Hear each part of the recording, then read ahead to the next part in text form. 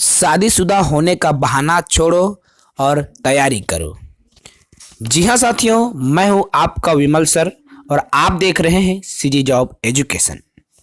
साथियों, मेरे बहुत सारे सब्सक्राइबर जो कि एक हाउसवाइफ हैं, शादीशुदा हैं, और जब उनसे पूछा जाता है कि शिक्षक भर्ती की तैयारी कीजिए, आपका भी एक पद हो सकता है, आप भी सरकारी शिक्षक बन सकते हैं, तो उनका सिर्फ एक ही जवाब होता है कि अब मेरी शादी हो गई है, खाना पकाता हूँ, मुझे वक्त नहीं मिल पाता, मैं कैसे तैयारी करूँ, मैं शायद ही सरकारी शिक्षक बन पाऊँगी।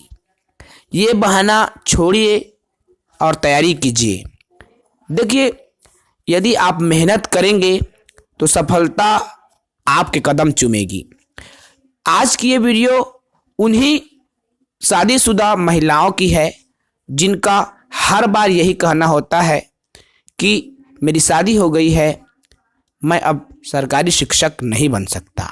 देखिए, आपको इस वीडियो में दिखाई दे रहा होगा साथियों, बहू बनने के बाद भी जारी रखी अपनी पढ़ाई, अब बनी डीएसपी। डीएसपी बनकर ही उन्होंने दम लिया। एक महिला होने के साथ साथ वो अब एक बहू भी बन चुकी थी। इसका नाम है, देखिए, बहू होना कोई गुनाह नहीं और ना ही आपकी कमी है। आप साथियों चाहें तो सरकारी शिक्षक बन सकते हैं। पुष्पा प्रजापति जी एक ऐसे ही महिला का उदाहरण है जो शादीशुदा होते हुए भी, एक घरेलू महिला होते हुए भी डीएसपी के पद को प्राप्त किया। तो आप भी सरकारी शिक्षक बन सकते हैं।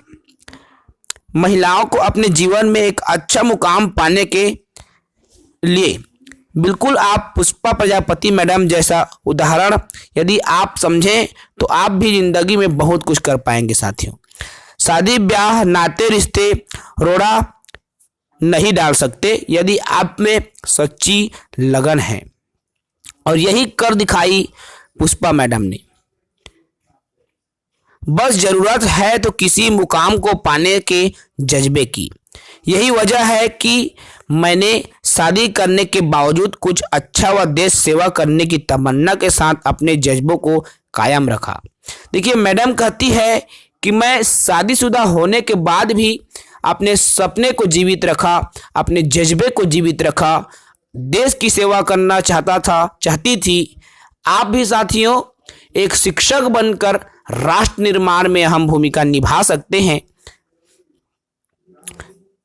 यह बात जो है डीएसपी के पद पर हासिल करने वाली गवली पलारिया गांव की बहू पुष्पा प्रजापति भास्कर से चर्चा में कही।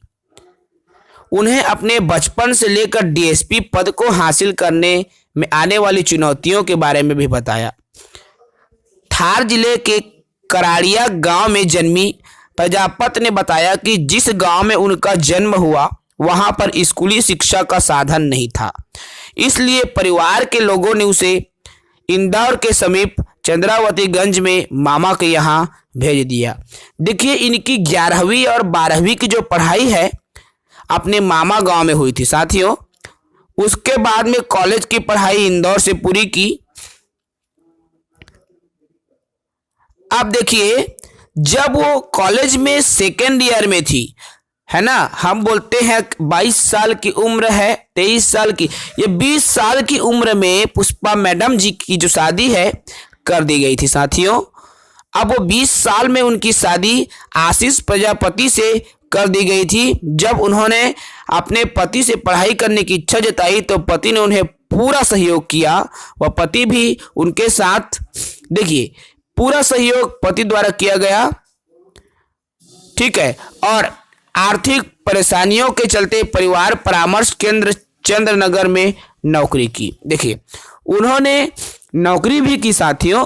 देखिए, एक तो घरेलू थी, शादीशुदा थी, ऊपर से उन्होंने पार्ट टाइम नौकरी भी ज्वाइन की। इस तरह से उनका जो परिश्रम चलता रहा, उनका परिश्रम का जो सिलसिला है चलता रहा, और उन्होंने वो कर दिखाई जो उन्होंने करने का बचपन में सपना देखा था। जब वो कर सकती है तो आप भी कर सकते हैं। साथियों, उठें और तब तक प्रयास करें जब तक आप अपने मंजिल को प्राप्त न कर लो। साथियों, आप भी गवर्नमेंट शिक्षक की तैयारी अभी से शुरू करें, बहुत ही पॉजिटिव एनर्जी के साथ। आज की सुबह आपके लिए बेहद ही खुशनुमा है। आज से ही आप अपनी तैयारी शुरू कर दें, क्योंकि अगर हम बहाना करेंगे साथियों तो जीवन में बहाने की कमी नहीं है, लेकिन हमें अपने लक्ष्य की तरफ बढ़ जाना है। तब तक नहीं रुकना है जब तक कि हमारा लक्ष्य हमें प्राप्त नहीं होता। इसी शुभकामनाओं के साथ सीजी जॉब एजुकेशन की तरफ से बहुत बहुत शुभकामनाएं साथियों। जल्द से जल्द आप सभी साथी एक सरकारी शिक्षक बने, राष्ट्र के निर्माण में सहयोग प्रदान करें। जय हिंद।